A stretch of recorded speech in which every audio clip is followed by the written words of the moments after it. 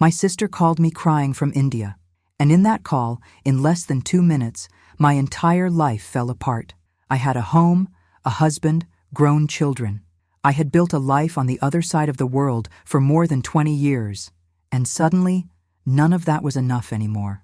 What came next was the hardest decision I've ever made in my life, a decision that destroyed some things, saved others, and showed me who I really was. I was standing in our kitchen in New Jersey, hands still wet from the dishes, and the floor seemed to sink beneath my feet. It wasn't a fight. There was no shouting. It was worse than that. It was calm. And calm, when it comes in the wrong place, hurts in a way that shouting never does. I'm going to tell you everything. But for you to understand where I ended up, you need to understand where I came from. My name is Nandita. I'm 48 years old. And for almost half my life, I lived in a country that was never truly mine, even after so many years of trying to make it home. I was 25 when I married Vikram. He was 31, worked in technology, and already had a work visa for the United States. His family was respected, mine too, and the marriage was arranged in the most traditional way possible. Families met, tea was served, conversations were had, and within a few months I was wearing a wedding ring and preparing my life to cross the ocean. I wasn't afraid. Maybe I should have been. The India I left behind was in Pune, a city I loved with every fiber of my being. The noisy streets, the smell of spices rising from my mother's kitchen in the early morning, the conversations I had with my sister Devika until the early hours, the festivals that painted the entire neighborhood with color and life. I left all of that with one suitcase and a heart that didn't yet know what it was doing. In the first years in the United States, I tried hard. I tried in a way that only someone who has emigrated can understand. I learned to drive on roads that frightened me. I learned to shop in supermarkets where I didn't recognize half the products. I learned to smile at parties where I didn't catch every joke. I learned to be the perfect wife of a man who was building a brilliant career while I was building. What exactly? I still didn't know how to answer that question. Vikram was a good husband. I want to make that clear. He wasn't cruel. He didn't raise his voice. He paid the bills. He respected me in front of others. But there was a distance between us that grew so slowly, I almost didn't notice. Like a crack in a wall you look at every day and keep thinking is normal, until the day the wall falls. We had 2 children, Arjun, who is now 22, and Priya, who is 19. Raising 2 children in the United States consumed my life in a way that was beautiful and exhausting at the same time. The school meetings, the soccer practices, the science projects, the birthday parties with chocolate cake and colorful balloons. None of it was bad. It was just different from everything I had imagined for myself. And in the middle of all of it, my parents were growing old on the other side of the world. My mother had her first serious health problem when I was 36. A knee surgery that went more complicated than it should have. I flew to India, stayed 3 weeks, came back with a broken heart because she was still weak and I had to leave.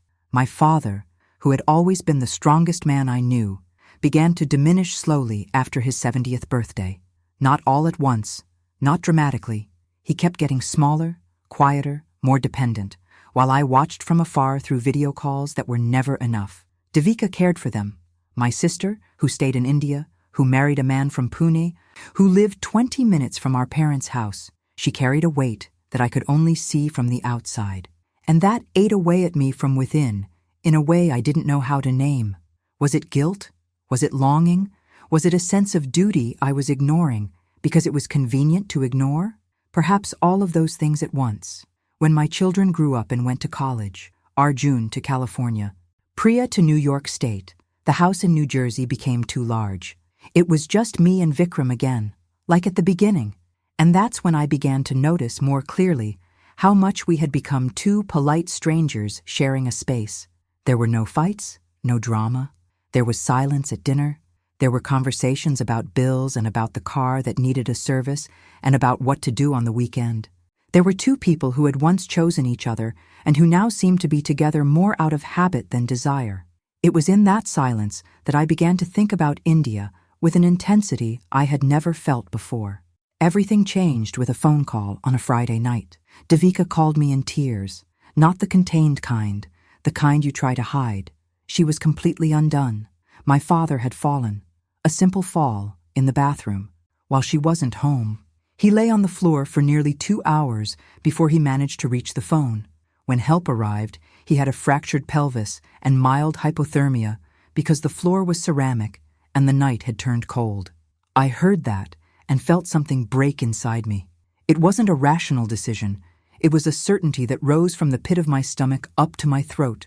I needed to be there, not for a visit, not for 3 weeks. I needed to be there truly, the way Devika was, the way my parents needed. I spoke with Vikram that same night. I explained everything.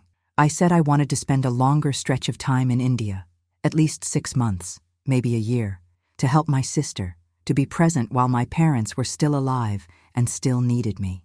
Vikram listened. He was quiet for a while, and then he said something that changed everything. Nandita, if you go this time, it will be different from the other times. I won't keep waiting for you to choose India every time life gets difficult here. You need to decide where your life is, here, with me, or there. I looked at him. He looked at me. And in that kitchen silence, with my hands still wet from the dishes, 23 years of marriage hung in the air between us like a question that neither of us had the courage to finish asking. I didn't answer that night, but deep down, I already knew, and that was what terrified me. There is something cruel about life-changing decisions. They rarely arrive with fanfare. There's no dramatic music, no rain on the window, no one telling you this is the moment. They arrive quietly, disguised as just another ordinary day, and only much later do you realize it was there, in that silent instant, that everything turned. For me, it was on a Tuesday morning. Vikram had left early for work. The house was empty, the way large houses are empty, not with silence, but with echo. Every step I took seemed to come back to me. I made tea, sat at the kitchen table, and looked out the window at the garden I had tended for nearly 2 decades. The rose bushes I planted in the first year we arrived. The tree that Arjun climbed so many times as a child that the bark of the trunk still held the marks of his sneakers. The wooden bench where Priya used to sit and read on summer afternoons. It was beautiful. It was mine. And even so that morning, it felt like the backdrop of someone else's life. I picked up the phone and called Devika. She answered on the second ring, with that tired voice of someone who hasn't been sleeping well for a long time. My father was stable, but the doctor had said the recovery would be long. He would need physical therapy 3 times a week. My mother, who had always been the stronger of the two, was shaken in a way that Devika described as, "She seems to have wilted." And my sister, who worked part-time, who had 2 teenage children, who had a house to run, was carrying all of it alone.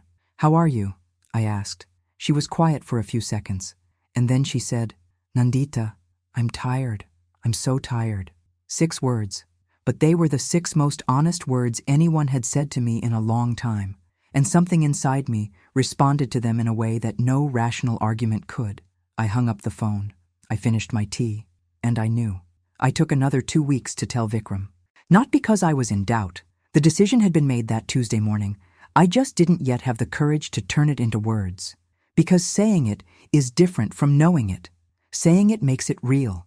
Saying it closes doors. In those 2 weeks, I watched Vikram in a way I hadn't watched him in years.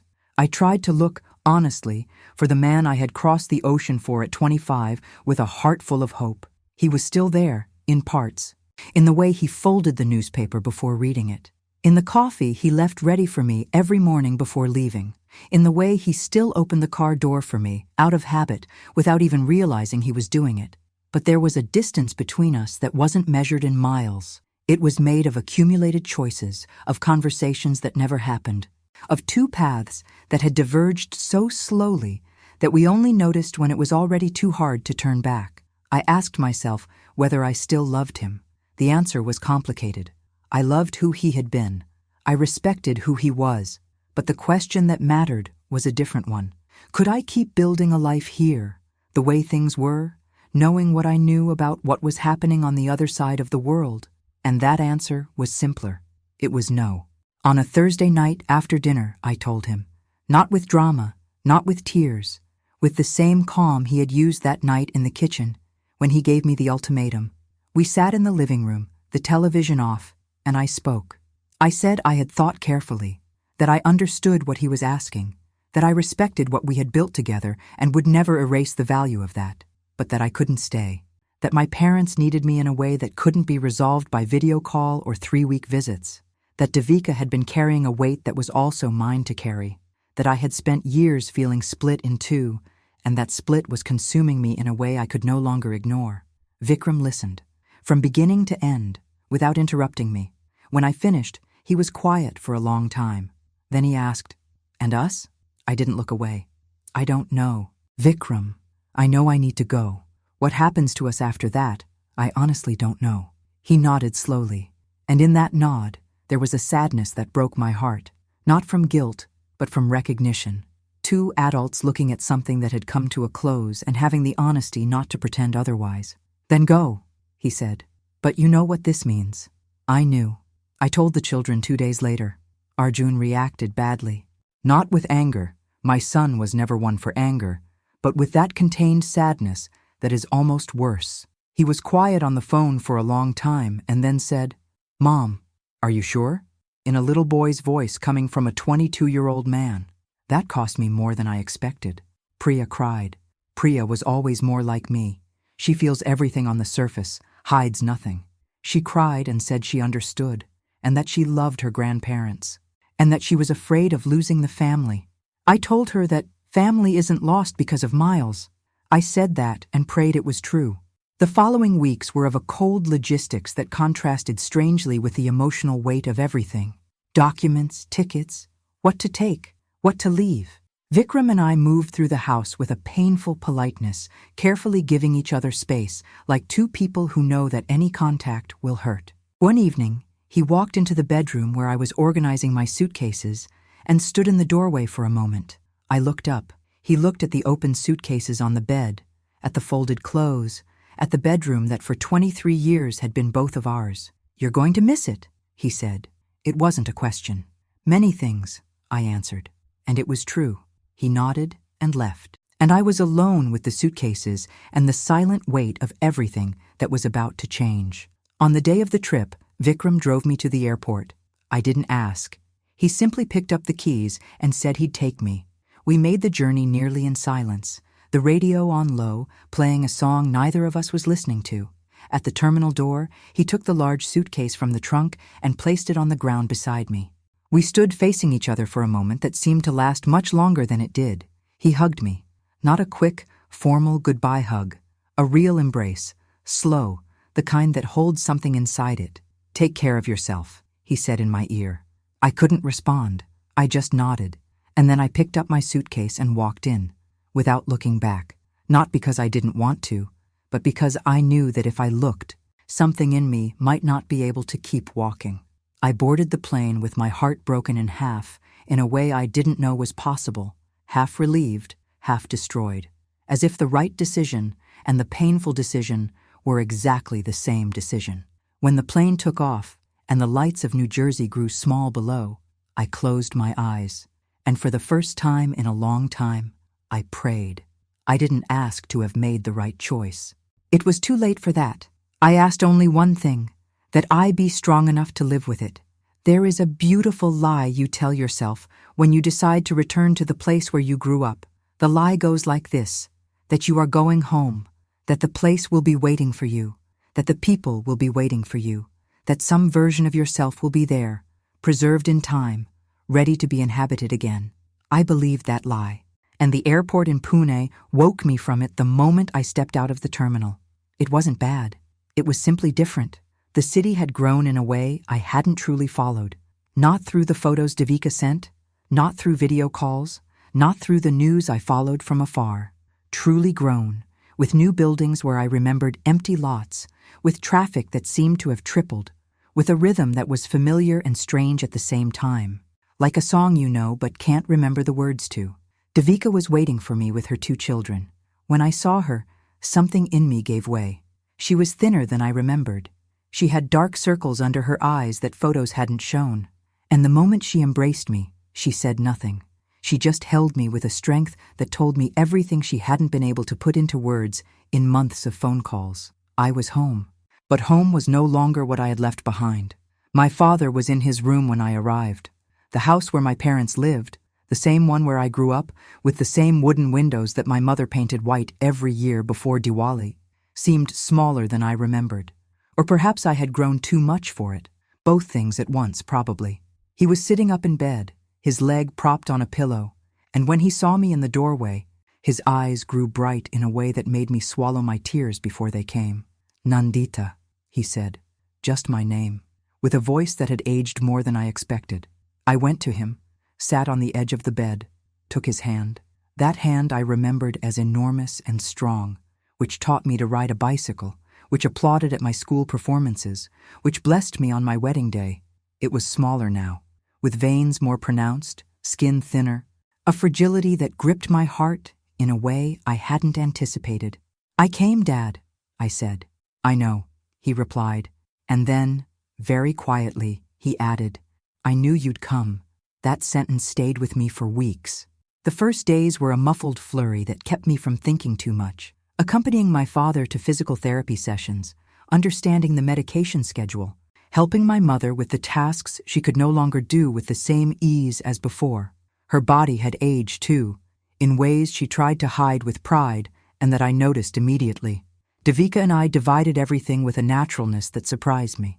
We didn't need to negotiate much. We simply began to function together, as if the years of distance had been only a long pause in a conversation that had never ended.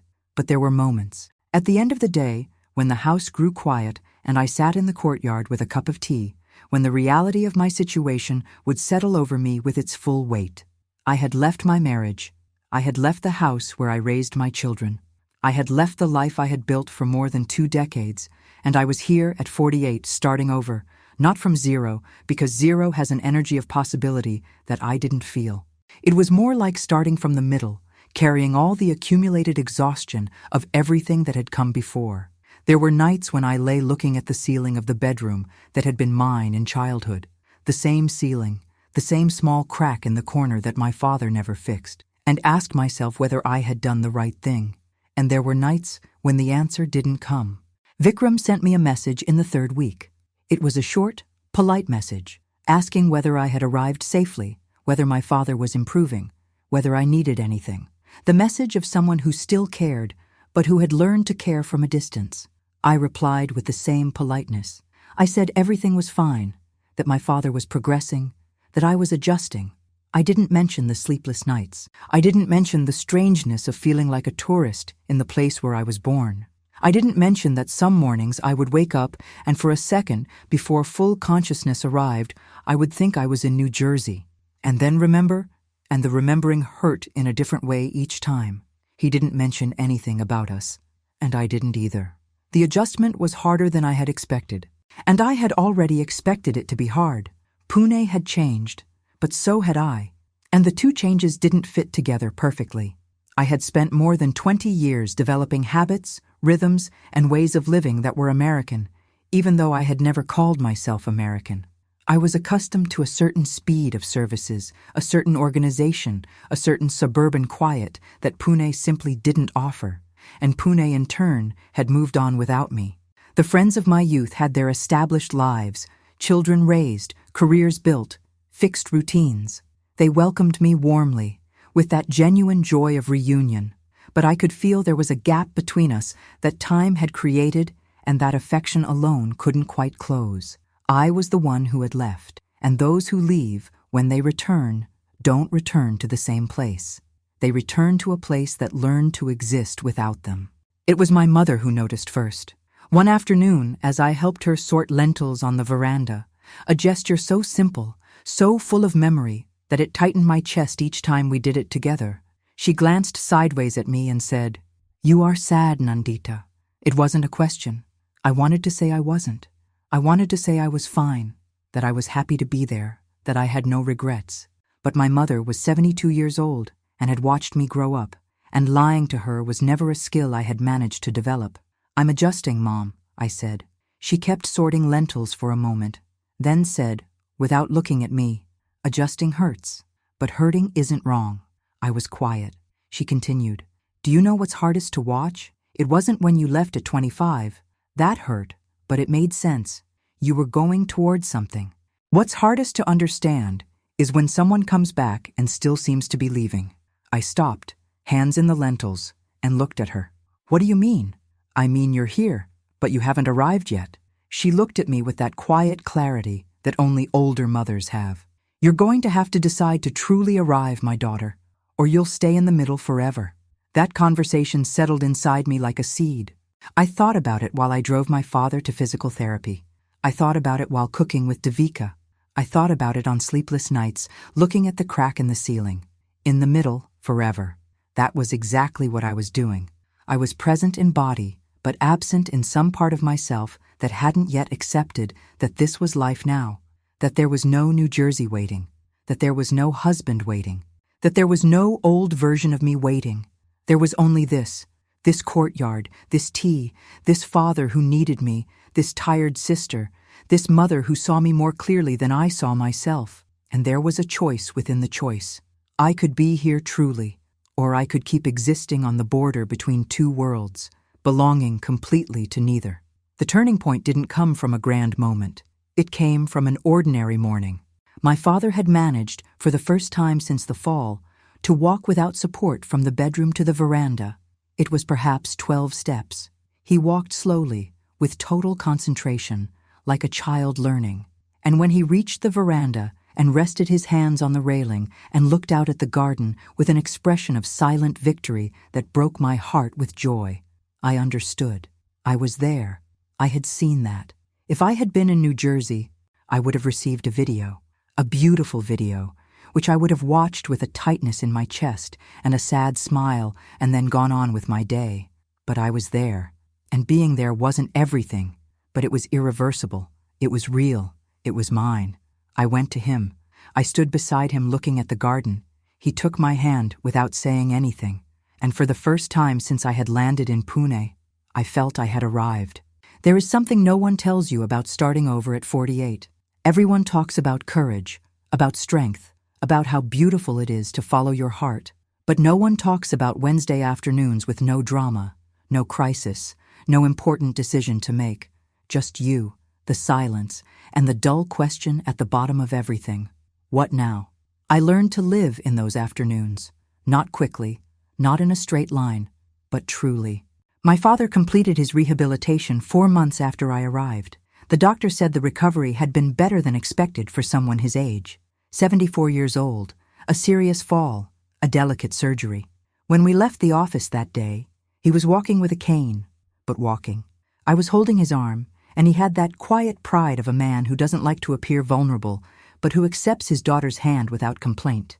On the way home, we stopped at a small snack shop near the house, the kind that has existed for decades, with red plastic chairs and tea served in thick glass tumblers. My father ordered samosa and milky tea. I ordered the same, and we sat there in silence for a while that was comfortable in the way that only silence between people who truly know each other can be. Then he said, "You sacrificed a great deal to be here." I wanted to say it wasn't a sacrifice, but he knew me far too well to accept that. "It was the right choice," I said instead. He looked at me for a long moment. Then he nodded, once, slowly, and went back to his tea. No more was needed. Vikram called me in the 5th month. It wasn't the first time we had spoken. We had exchanged messages, practical conversations about documents, about accounts, about the things that need to be sorted when a shared life begins to be carefully dismantled. But this call was different. I could tell from his tone from the very first second. He said he had consulted a lawyer, that he thought it was time to formalize the separation, that he wanted to do it respectfully, without conflict, the way both of them had always done everything, with care, with dignity, the way 23 years deserved. I agreed. And then there was a long pause and he said, "I want you to know that I'm not angry with you, Nandita. I never was." I closed my eyes. "I know," I said. "I just couldn't understand. For a long time, I thought you were choosing India instead of me, but I think you were choosing yourself. And it took me time to understand that it wasn't the same thing. I didn't know what to say, so I said nothing for a moment. "Are you happy?" he asked. It was an honest question, and it deserved an honest answer. "I'm finding my way to that," I said. "And you?" He was quiet for a second. "Same," he replied. It was the gentlest and saddest conversation I have ever had in my life. When I hung up, I went to the courtyard, sat on the old wooden bench my father never replaced, and let the tears come, not from regret, from recognition. Two people who loved each other in a real way, and who had the honesty to admit that love isn't always enough to keep two paths walking in the same direction. Arjun came to visit in the 6th month. I didn't ask. He simply sent me a message saying he had bought a ticket and that he wanted to know the place where I had grown up. When he came through the terminal with his backpack, and that way of walking, that is his father's, but with gestures that are mine, I had to breathe deeply to keep from falling apart right there. He stayed 2 weeks, and those 2 weeks gave me something I hadn't known I needed so badly. I took him to the house where I grew up. I showed him the room that was mine, the veranda where my mother and I sorted lentils, the courtyard where I learned to ride a bicycle. I took him to the places in the city that held my stories, the school, the temple where my family went every Saturday, the market street where my father would buy me sweets when I was a child. And I watched my son, this 22-year-old man raised in New Jersey who grew up eating mac and cheese and watching American football, looking at all of it with genuine curiosity, asking questions, wanting to understand, trying to assemble from the fragments I gave him the puzzle of who his mother was before she was a mother. One evening, sitting in the courtyard with tea, he looked at me and said, "Mom, I understand now. I didn't before, but I do." "What?" I asked. "Why you came, why you needed to." He paused. "I came here angry, you know. I didn't tell you, but I came angry. I thought you had chosen them over our family." That gripped my chest. "Arjun, let me finish." He looked at me with a seriousness that made me see the adult he had become.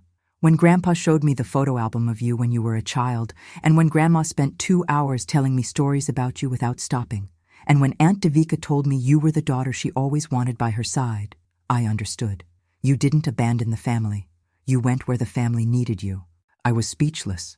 He added more quietly, "And I came angry and I'm leaving proud. I don't know if that helps, but I thought you needed to know." I took my son's hand in that courtyard, under that Pune sky that was different from the sky anywhere else in the world, and I couldn't say anything. I just held his hand with both of mine, and he let me. Priya took longer. My daughter is more like me, and perhaps that's why it was harder for her. She feels everything on the surface, doesn't filter, doesn't postpone. The pain reached her quickly and stayed. For months our calls were short and somewhat formal. She would ask about her grandparents, I would ask about college, and there was a space between those questions that neither of us knew how to fill. It was she who finally filled it. One night, she called me late. It was night there, the middle of the night here, and said, "Mom, I've been seeing a therapist. She helped me understand something." "What?" I said, sitting in bed in the dark. "That I was angry with you because I was scared. Scared that if you could leave everything behind, maybe I could also be left behind." Her voice trembled a little.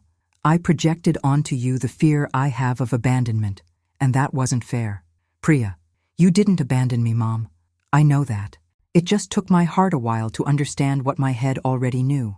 We cried together in that call. Separated by 8,000 miles, we cried together for a good while, without shame, without trying to be strong. And when we finished crying, we kept talking for 2 more hours about everything and nothing, the way we used to when she was a teenager and would come to my bedroom on weekends to tell me stories from school. When I hung up, it was almost 4 in the morning. I went to the window, looked at the quiet street of sleeping Pune, and smiled. Today it has been 1 year and 3 months since I arrived. My father has walked without a cane since the 8th month. Last week, he went to the market alone for the first time since the fall. He came back with mango, my mother's favorite fruit, and with a look of pride on his face that was worth more than anything. My mother has gone back to painting the windows white before Diwali. I helped. We spent 2 hours with brushes in hand, talking about small and important things, and I realized that it was exactly this kind of hour, this kind of conversation, that I would have missed forever if I had stayed. Devika is doing better. Not completely. The exhaustion of years doesn't disappear in months, but there is a lightness in her that I hadn't seen in a long time. We truly share things now, and there are nights when we stay up late talking, the way we did when we were young and the world seemed vast and full of possibility. Perhaps it still is. About Vikram. The separation was finalized 4 months ago. It was done with respect, as he had promised. There was no conflict, no deliberate hurt, no attempt by either of them to wound the other. There were simply two adults carefully dismantling something that had been built with love and that came to an end in a way neither of them had planned. I still think of him. I think I always will.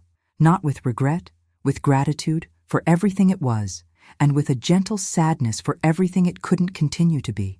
23 years don't fit in a drawer. They spread across memory, show up in the wrong songs, in unexpected smells, in the moments when you do something and think, I'd tell him about this. But I've learned that carrying someone in memory is not the same as being trapped in them. It's possible to hold the past with tenderness, without letting it occupy the place of the present. There is one thing I know now that I didn't know before. There is no choice without loss. There is no path that preserves everything. When you choose a direction, you are at the same time choosing not to go in another, and that other direction takes things with it that you will miss, sometimes in ways you didn't expect, at moments you didn't foresee. I lost a marriage. I lost the house where I raised my children. I lost the routine I had for more than 2 decades. I lost the version of myself who thought she knew how life was going to be. And I gained my father, walking alone to the veranda. I gained my mother painting windows by my side. I gained my sister with a new lightness in her face. I gained my son, looking at me with pride. I gained my daughter calling me in the middle of the night to say she loves me. I gained, above all, myself, a version of myself I hadn't yet met, quieter, more whole, more honest about what matters and what doesn't. Sometimes, at night, when the house is sleeping and I sit in the courtyard with my tea and the Pune sky is full of stars, I think about the woman who was standing in that kitchen in New Jersey with her hands wet from the dishes, hearing her husband tell her she needed to choose. I wish I could tell her it would be easy, but that wouldn't be true. I wish I could tell her it wouldn't hurt, but it hurt, and sometimes it still does. What I can say, honestly, is this, that the floor that sank beneath my feet in that kitchen led me to firmer ground, that the crack that Ultimatum opened in me let in a light I didn't know was missing, that I chose India, and that India, slowly, with patience and with pain and with love, chose me back, and that, in the end, was enough. It was more than enough. The end.